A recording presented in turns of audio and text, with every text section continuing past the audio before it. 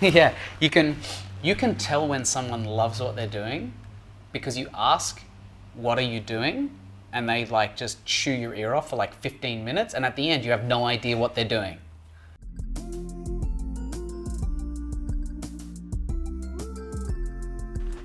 You know when some people draw a picture of a face and they focus on just the eye and they draw the most beautiful, perfect eye you've ever seen, and then they go to the rest of it and it's like, and then they end up drawing a house and like trees and everything, and it's this big sprawling mess with this like weird lopsided face because they didn't realize that the whole picture was the whole picture, right?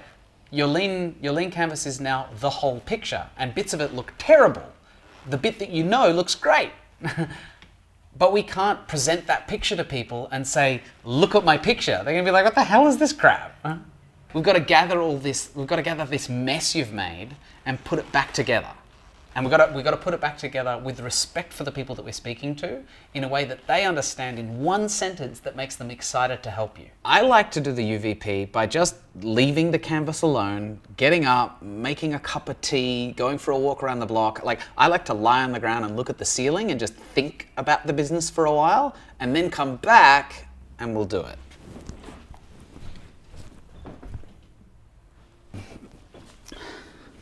Okay, so now we've taken a rest. Let's look at the canvas. We've got like the customer side, right? This is like how they give us money and how we find them and what they're like. And then on the other side, we've got like the machine, the business, you know, like what we spend money on so it can exist, how the product works, what we measure. The UVP connects the beast that we run and the customer. So we've got to like join it all together in holy matrimony in this perfect one sentence, unique value proposition.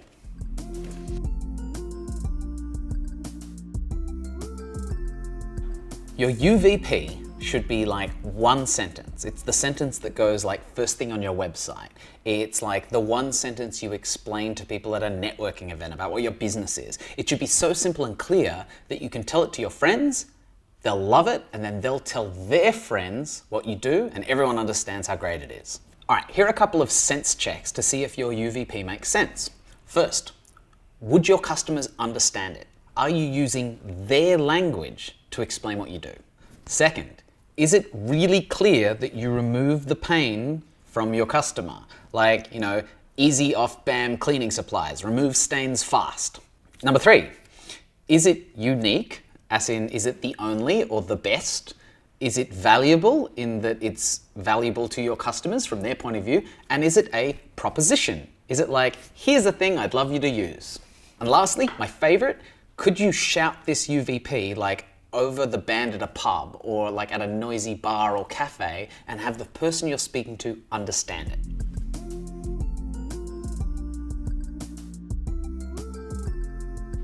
Now, if you're doing this on your own, you might be sitting there obsessing over crafting like the perfect sentence, which is generally a really bad idea. Whenever we do this in like a workshop or a classroom, I generally get everyone in the room to just walk around like explaining their UVP to other people, because saying it, like speaking it to other people and having them go, yeah, I get it, is really good feedback. If you're not in like a room full of people doing this in a workshop, then just like call up a bunch of people and test your ideas with them. See if they go, yeah, I get it, that makes sense, I like it.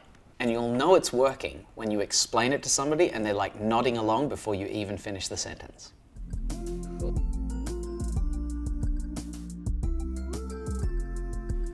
You want people to buy it or not buy it the moment you explain it to them. Either they're going to waste a lot of your time not buying it, or when they do buy it, they're not going to love it, and so they're not going to pay lots of money for it. So you want something that is so clearly on point for your target audience that they'll pay any amount of money to get it.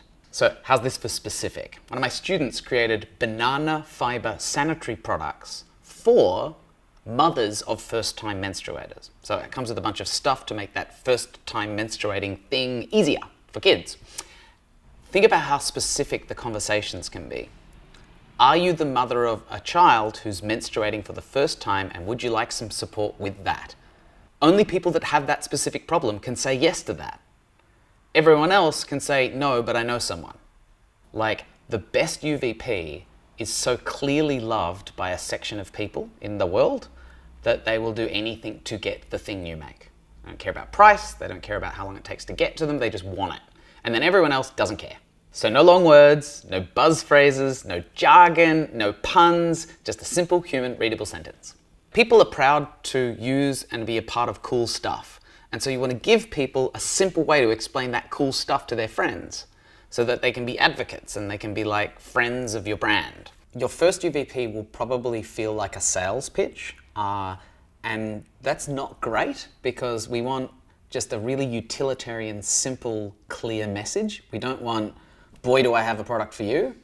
That's okay. Like, it actually takes years to create a really, really good UVP. And your UVP will change as you build the business.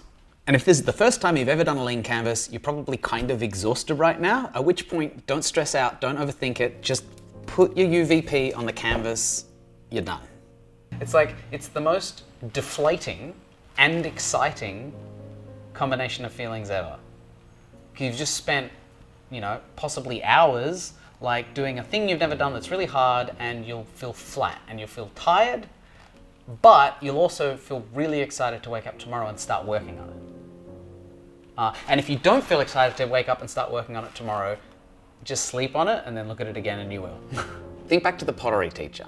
When he brought in the bathroom scales to measure just work being done and not quality of that work, he was just interested in the fact that people were accessing the next design through the previous terrible pot. The trick is learning to be a bad potter. The trick is learning the experience of what it's like to do stuff fast and get a fast result. So congratulations, you've just made your first wonderfully imperfect pot, which means that you can throw it away and you can make another one. Or you can go and do other work and talk to people. And then in a week or 2 weeks, you'll make another imperfect pot. And in that imperfect pot will be access to the next imperfect pot and the next one. And before you know it, you'll be doing something that none of us expected, which is kind of the point of lean.